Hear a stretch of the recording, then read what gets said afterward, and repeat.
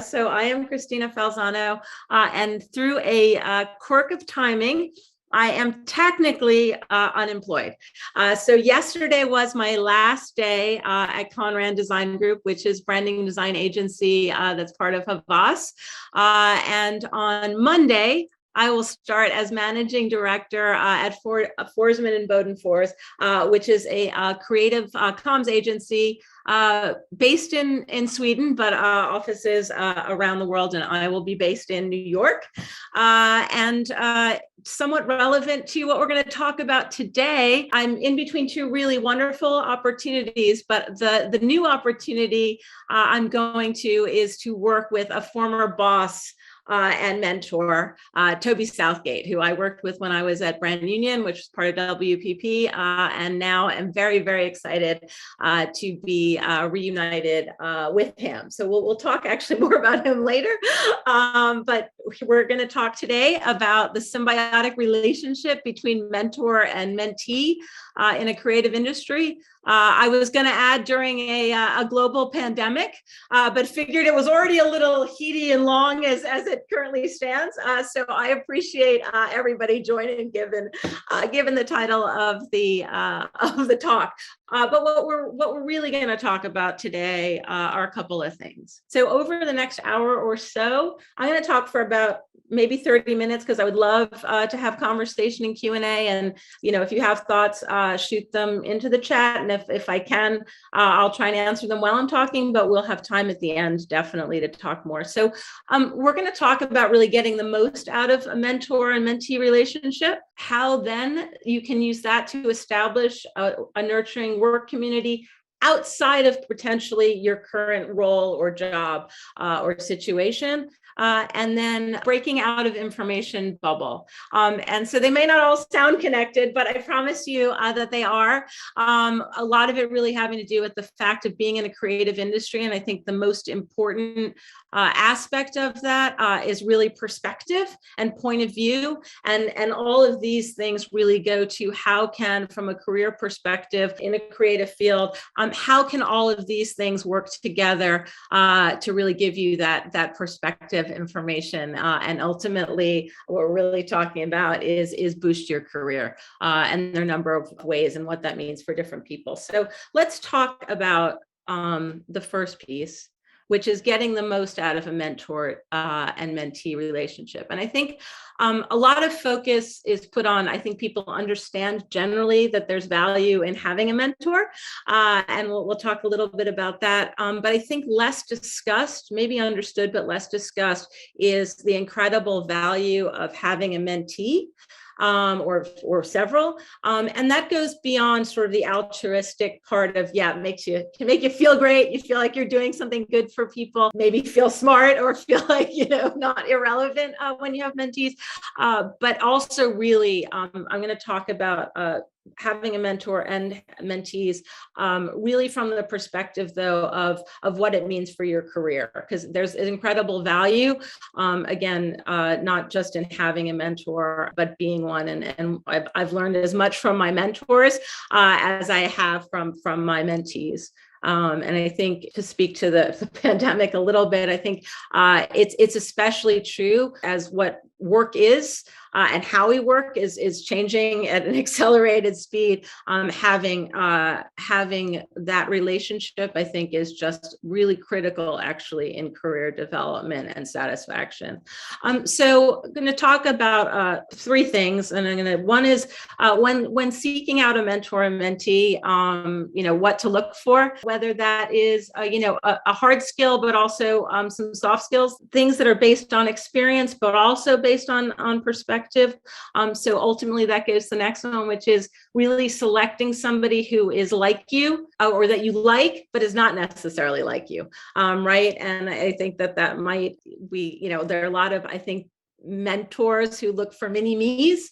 I've tried not to do that. I've tried to find people that, again, I think respect and that you value is really important, but not necessarily somebody that is exactly like you, whether that's personality, whether that's circumstance, whether that's gender, whether that's race, whatever that is, I think it's really important. Again, we want somebody that you can relate to from a respect perspective. But it doesn't have to be somebody who is exactly like you. And I think ideally is not. What we're really talking about is make sure that the relationship works in both directions.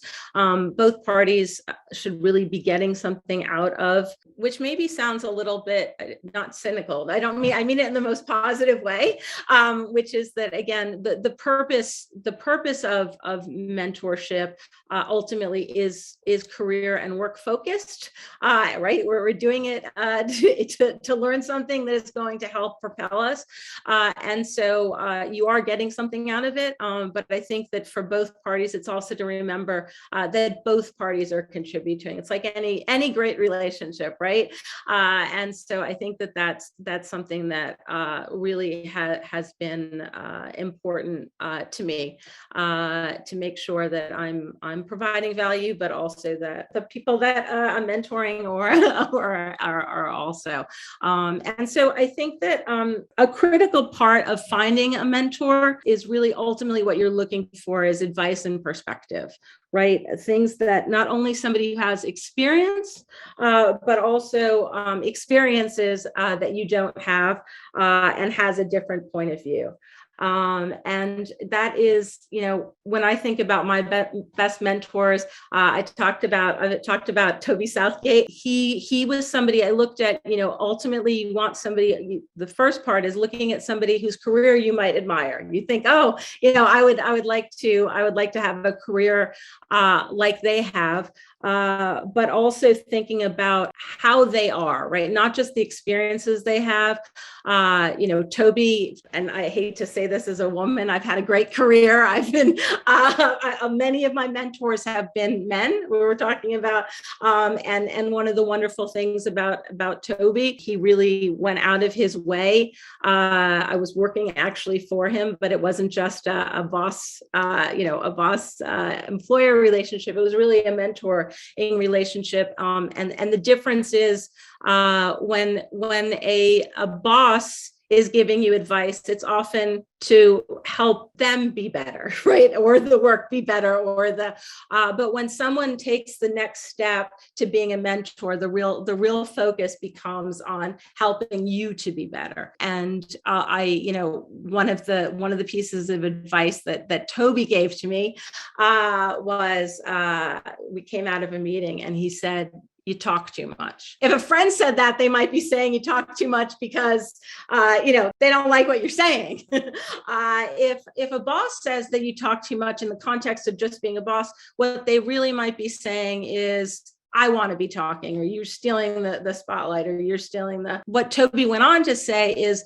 the first things that you say are incredibly insightful. They're smart, they're on point, and then you keep talking. And so it's honestly a hard thing to hear. However, it really transformed the way that I showed up in meetings, because rather than being a knock, it actually was a confidence booster, which is to say part of sometimes, again, I'm old, sometimes I was the only female in the room. I was the only woman in the room. And so I felt sometimes when I said something, I really had to make sure that my point was being taken. But from Toby's perspective, it actually seemed it lessened my authority, because he could see that I knew what I was talking about. And then it came across as though I was less confident and that I was trying to justify or be defensive.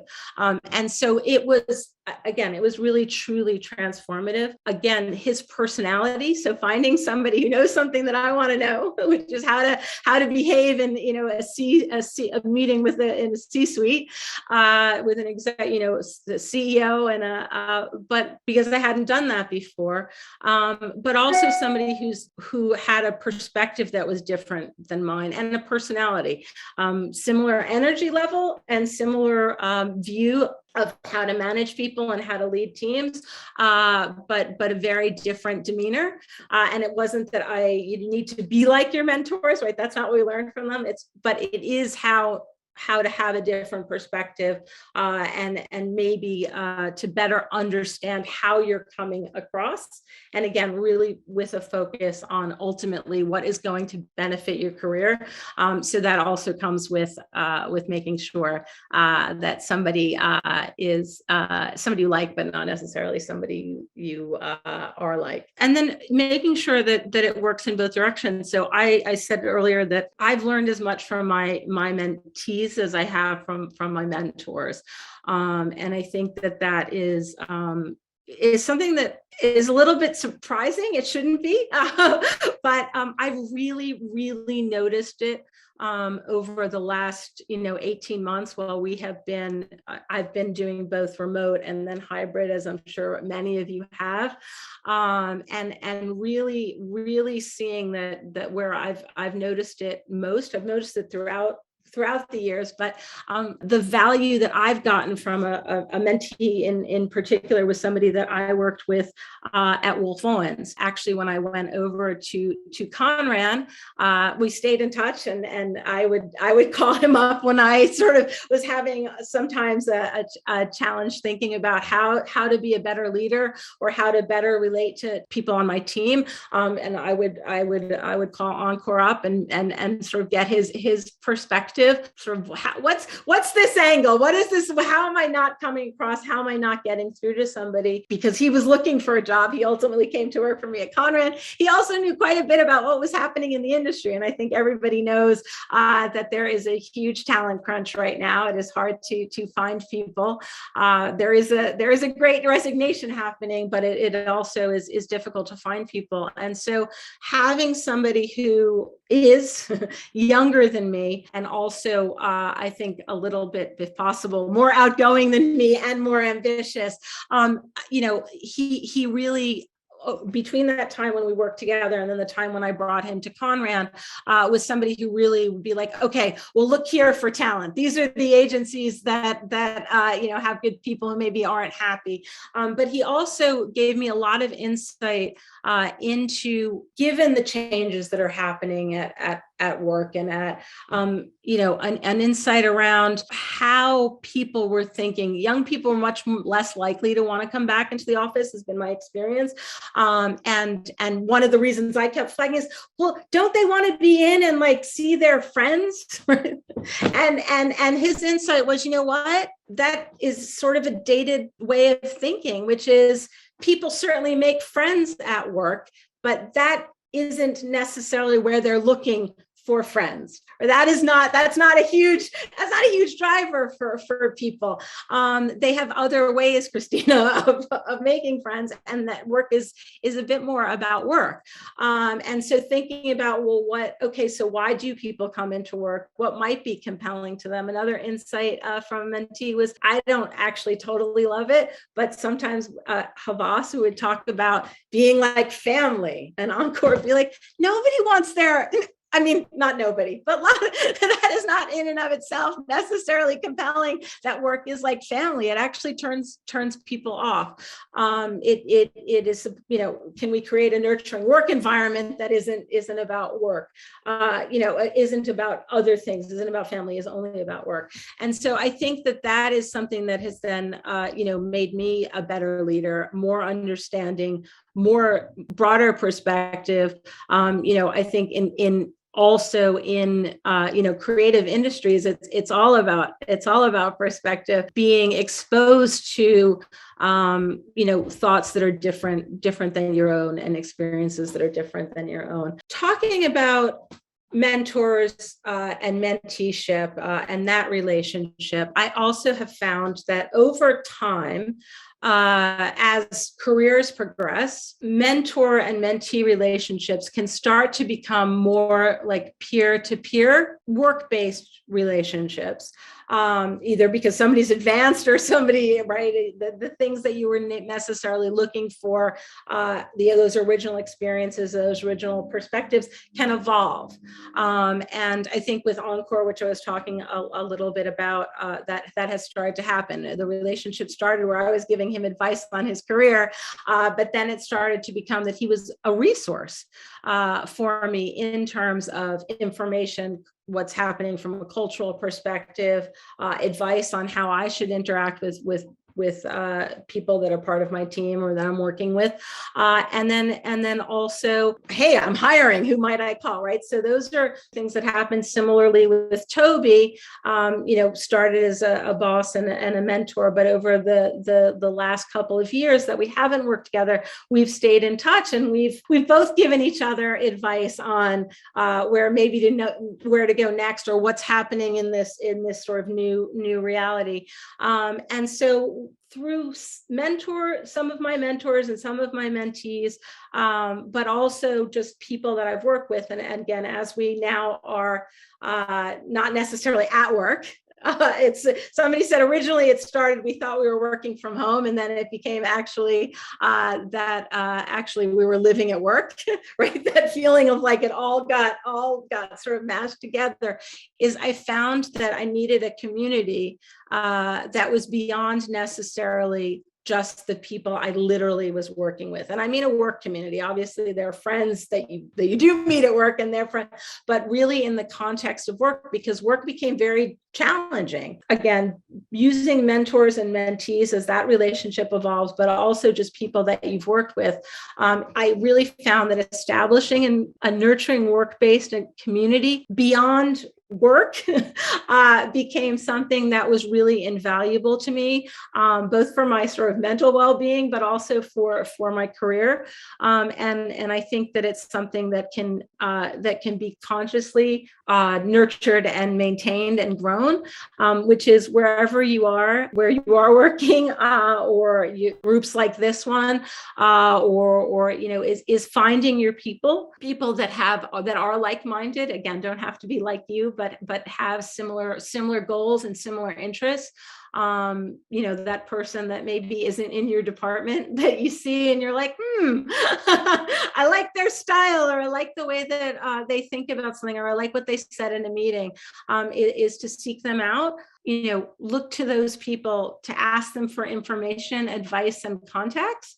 And I think that, you started the meeting asking people to say who they would want their mentor to be, and that by putting it out in the universe, right? That sometimes that comes back to you. I love the quote from Madonna, which is, most people don't get what they want because most people don't ask what they want. And I think that sometimes we're reluctant to ask for help, information, advice, because it seems like a burden. It seems like, oh, why would but I think often it can actually be something that is very generous. Most people, again, with people that are like-minded, like to share information and advice and like to be asked. But also where you start to build that community, and how you build that is that by asking, it often also indicates that you're willing to be asked. So make sure that you do both, which is, as you build your community, you definitely want to ask for the things that you need, but then you also want to make sure that it is quid pro quo, and that you're open to sharing information, advice, and contacts. And through that, I started with a group of people that were my sort of people that I looked to, but then I also started putting them together, and that's also how community gets built. Oh, you should talk to, I don't know the answer to that question, but this person might. And so, and then also through the roles that I've had, hiring people that I've worked with at different places starts to put them together. And then as people move on, there's still a group. I'm sure you all have those things, the sort of group chat that we have that is again, some of it's most of it, I'll be honest, is memes. But a good portion of it actually is real questions that are related to work. A client that maybe somebody else has worked with, an industry, a potential hire. I think that doing that, it's really great to stay connected. And I think that's part of how I've been able to do that. Again, I've been doing this a long time. That was not always, sometimes you'd leave a job and you felt funny maybe emailing somebody, or, I hate talking on the phone. I love text. You may not reach out to them that way, but social media, again, I know it's been around for a long time. It's not a new idea.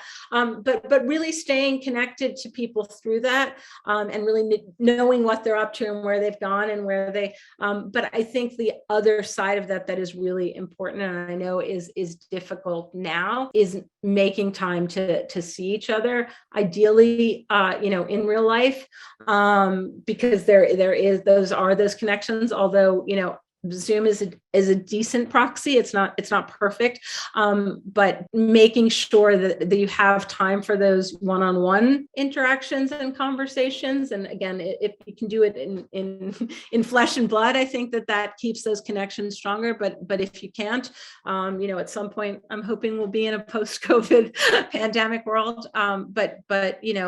Just make sure that you're maintaining those relationships.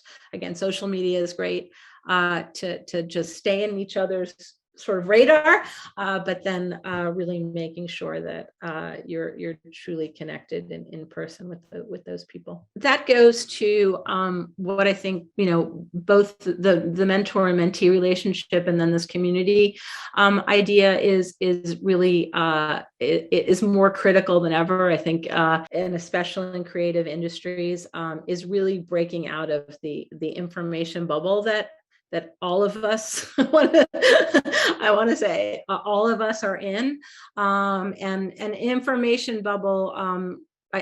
There's a great article in the New York Times about it, but really this notion, especially, again, it partly because of social media.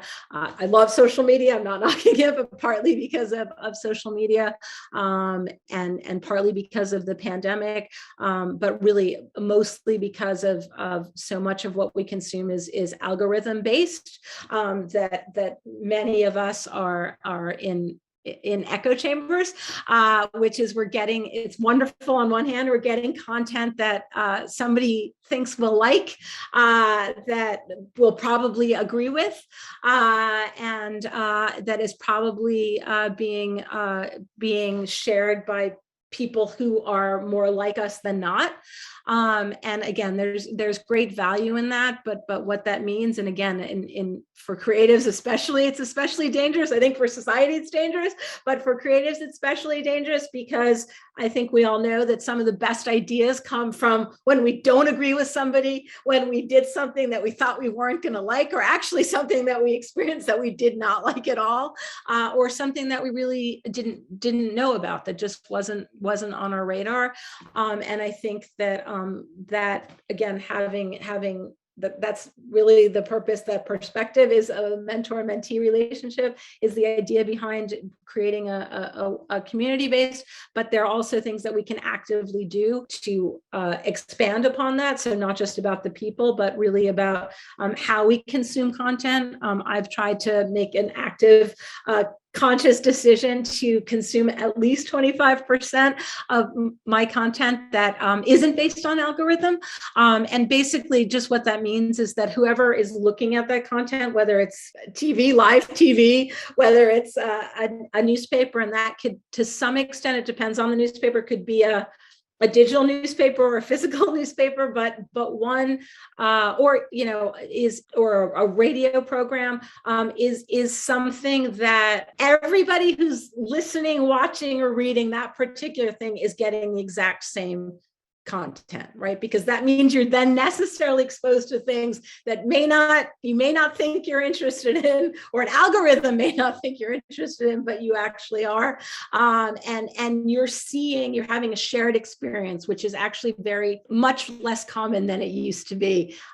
We feel like we're having a shared experience because everybody's watching the same Netflix shows, but actually your Netflix feed is different based on who you are, where you live, what you've consumed consumed before. So just really trying to consciously break out of that. Along a similar vein is to subscribe to a publication, whether that's a newspaper, a newsletter, podcast, that you think is too highbrow for you, right? And that's whatever that means to you, right? That means different things to different people. And then one that you think is too lowbrow. So, I pride myself, and this will, you probably almost can tell like where I live and where based on this, but like I listen to NPR and read the New York Times. That's my main source of information and news. I've made it a real, and this is not about politics. It's not about like, left or right. It's just about doing or listening to or engaging with something that is not, where you get most of your information most of the time. I try to listen to 10-10 wins once a week just to see what's happening. I pick up the daily news. It doesn't necessarily mean that that's like, the pinnacle of what you want to be consuming. And I know we have limited time, so we also want to make sure that the information we are getting is something that we think is of value. But give it a try, because I've gotten some interesting ideas from the daily news, and it's much easier to get the weather when you listen to 10-10 wins than. So it's just another way of just making sure that again, we're not in an echo chamber. Do the same thing with an event. Go to an event that you just think is not interested in monster trucks. Give it a try anyway, or not thought you hated opera. I promise, and you guys, that you'll get something out of it that you didn't have before, which is perspective. And then in those algorithm-based channels, go out of your way to, I've been trying to do this, and it's really, really opened my eyes. Follow 10 people. For me, it's Instagram mostly, but that are as different from you as possible. I feel like they're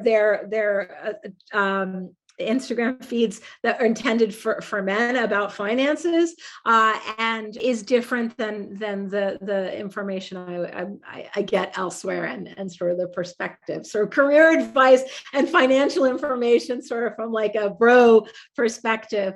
And some of it doesn't resonate for me at all, but it's surprising how much of it does, and how much it's opened my eyes, and given me some really good and actionable advice and information. So key takeaways: pick a mentor and mentee that you truly respect and can learn something from. Create a supportive and mutualistic work community outside of your current job.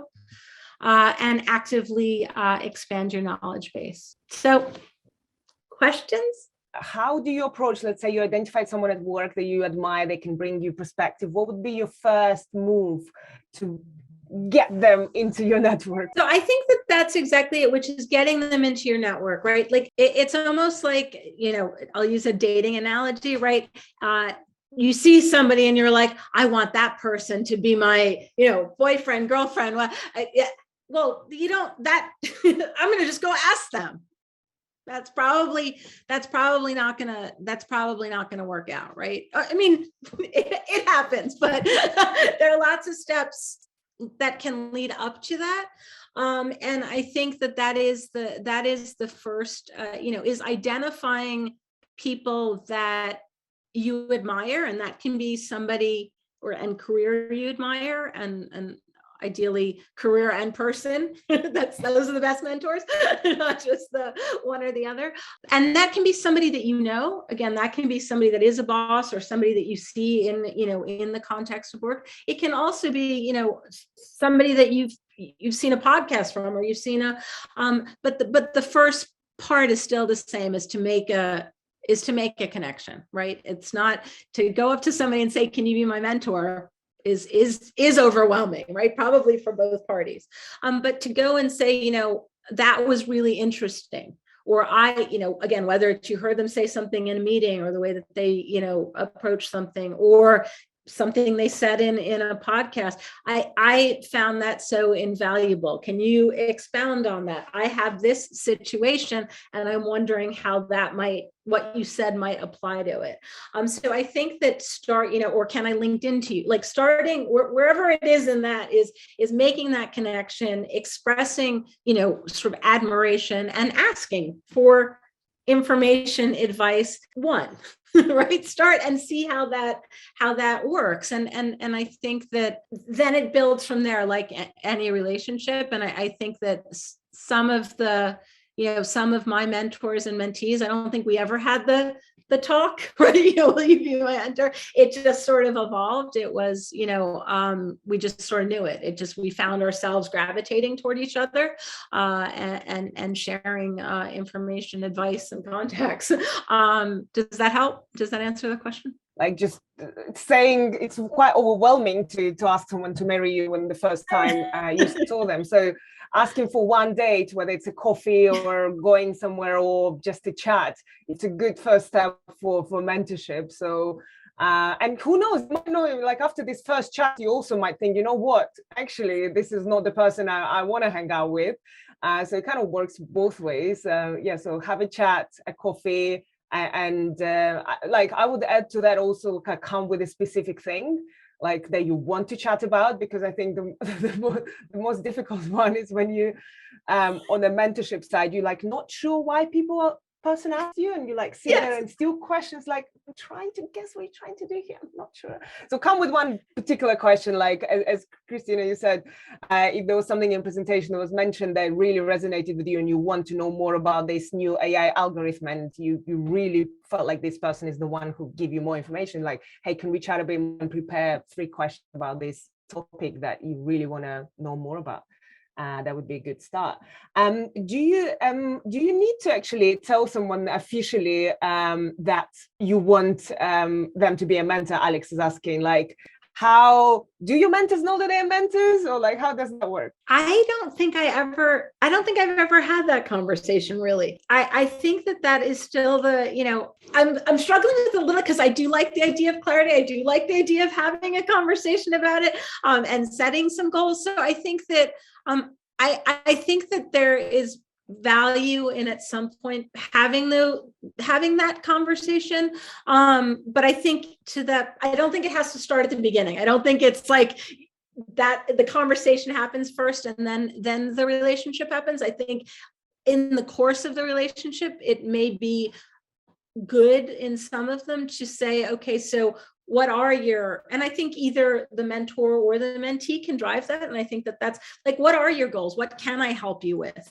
What are and I think that, just as you were saying, I think that it's the more specific that conversation can be, if you decide to have it, the better, versus, will you be my mentor? Can you help me with my career? Versus, here are my goals. I would like to be promoted, or I would like to change industries, or I want to go from client side to agency side, or vice versa. Can you help me with that? I think is probably the most effective. This is a great advice, and definitely, again, coming with your own goal of like, I want this, like, I think, figure out first, why do you need a mentor? And if it is, for majority of people, I would say it's probably progression in a career kind of thing. But what does that progression look like? Is it getting the next job in the current company or moving to a different company? Like, if you have the more specific idea of it, then you can always ask better questions. And I think like there is also a little bit of a corporate loophole in there, or like benefit. I think there is a good term called sponsorship at companies that kind of, I don't know if that's popular in the US, but it's when you officially find someone in a company and ask them to be your sponsor in a company, essentially someone who advises you in a company to progress in this company. That's a quite well-defined and not so overwhelming relationship. I would say that's quite a common one. So you can ask someone to be your corporate sponsor, and that kind of is a defined role, what that means, and actually quite encouraged. So that could be your like step into mentorship with someone? I think that's a great point, and it also speaks to, you know, the question about the conversation that I wasn't really thinking about, which is, if somebody offers it, take them up on it. And I think that is, so if it is a program that does exist, like there is sponsorship, you know, or there is, try it out. Like, don't, same with if somebody says, yeah, you know, call me or reach out to me, or yes, you know, connect with me, or yes, I was going to say, I'm surprised at the times I've offered it and I haven't been, somebody hasn't taken me up on it, but I realize it might be the reason you said, which is they're like, that's not the person that I want. But I think sometimes that's the case, but I think sometimes the case is people are like, well, did she really mean it? Assume that if somebody offers, they meant it. So, you know, look for those opportunities, whether they're formal or whether they're, you know, they're casual interactions, but follow up. That's a great advice. Do reply to important people in your life. I think overall, even if it's just polite, no, I think, yeah, don't keep people hanging. Claire is asking, is there any structure for the mentor-mentee conversation and relationship? For example, who should come up with topics for discussion and who leads the meeting, as well as how regularly do you what can you describe a typical mentor-mentee relationship? How often does it happen? How long each meeting is, and what kind of things you might discuss in a session? I think that most of the burden for the structure, not the amount of time that's going to, but the structure is on the mentee. I think that, you know, as you were just saying, you know, sometimes you're like, what does this person actually want? How can I help? So I think that the more prepared a mentee can be in terms of, again, whether it's that, you know, initial idea of what you want from a mentor or in a specific conversation, I do think that falls to the person. Well, the person who's asking for the information, the advice, or the contact is, because again, I think it can go both ways. If I'm calling somebody that maybe is my mentee, but I'm asking them for, the burden is on me to have that be structured and to be clear, because I think everybody's busy. Right. But I think people are willing to share their time, but they don't want their time wasted. So I think, again, the more clear, direct, and prepared you can be when you're asking for something, the better. That is great advice. So how long is the average session that you have with someone? And do you meet like every month, or is it spontaneous whenever you have a question? I think I've had some that are more formal than others, and often at a moment in time. So, you know, if I have a mentee who is looking either to, I mean, everybody wants to advance their career always, or not everyone, but the people who are looking to advance their career. But it doesn't mean that you're always at the stage where the moment is now. But when I've had mentees who are either looking for a promotion or looking to change jobs, then it's much more regular. Here are the things that, and I would say that's, if it's a job, maybe, you know, at that moment in time, maybe it's every week or two. When it's more about, you know, sort of a promotion, that might be, it's probably once a month. And then I would say with the people sort of that I you know, that aren't sort of at that moment, but are just, I try to check in with them, or they'll reach out to me probably quarterly. It's almost like you know, like every couple of months or so to see how things are going. But again, with, you know, if it's a specific question, then it's sort of real-time text, and I try to keep those in both directions, sort of short and specific, right? Like, hey, who's that? Not a lot of for, like, who is that person we worked with it wherever, or do you know a motion person, or do you know? But again, as the more formal ones, I would say quarterly check-ins, if nothing is going on, is a good cadence, I found. Wonderful. I would agree with that. I think Christine is also asking, would you say there are cultural differences when it comes to both being mentoring and being mentored, or would you say it's more about personality? I think it's personality. I think there are cultural differences. Not to harp on Toby, but his name probably gives him away, which is he's a Brit. And so I've worked at a number of companies that are international, but a lot that are US and UK at the very least. And I do find there are cultural differences, but I think they can be I think they can be overcome by personality compatibility, right? Sort of similar ambition, similar vision. So yeah, I do think there are some cultural differences, and I can only speak to those two cultures. I mean, I know other, but like in terms of a work experience.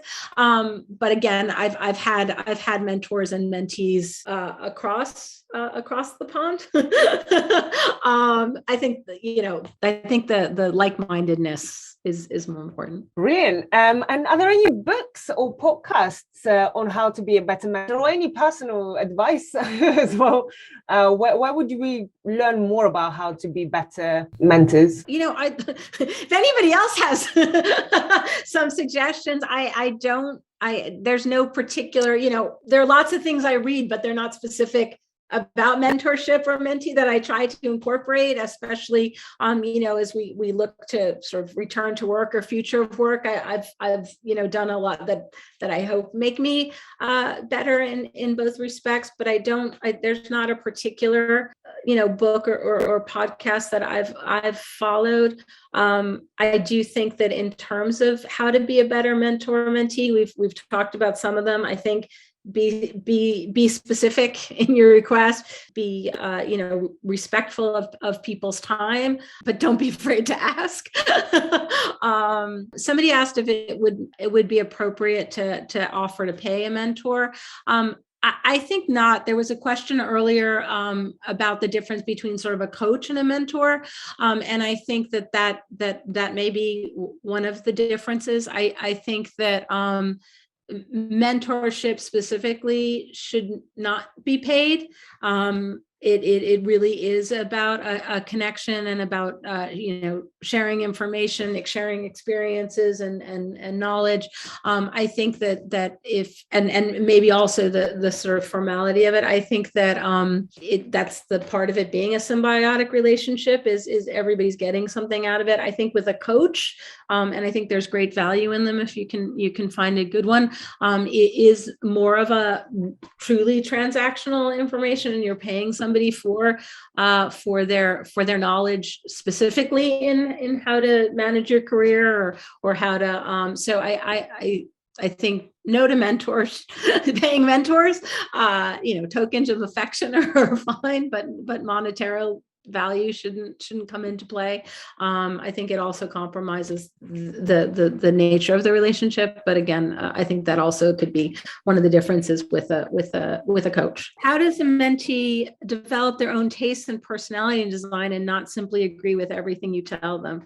We haven't spoken so much about design, or I think that that's really important and a great point about that we haven't made about the mentor relationship is, and again, speaks a little bit to it's not a paid relationship, and it's not a boss relationship or employer relationship, is really just that, which is somebody's sharing their advice and their point of view. It's just that, and I think a good mentor appreciates. We're not looking for alkalites. They're different, appreciates the point of view of the mentee as well. And so it's to share our point of view and give guidance, but it isn't to dictate. And I think that's where so I think as a mentee, it's important to keep that in mind, which is you don't always have to agree with your mentors, and I know for myself, sometimes actually disagreeing helps me understand what I believe to be true, especially when it comes to aesthetic and to design, which is it's that conversation. Somebody I respect, somebody has more experience than me. It's on me to be like, oh, wait, yeah, I agree with that part. I don't agree with this. And so I think that also helps with the development. It's not just in taking somebody's advice or doing what they say. It's in how you negotiate that. Thank you so much, Christina, for sharing all your knowledge and experience. This was amazing. Thank you so much.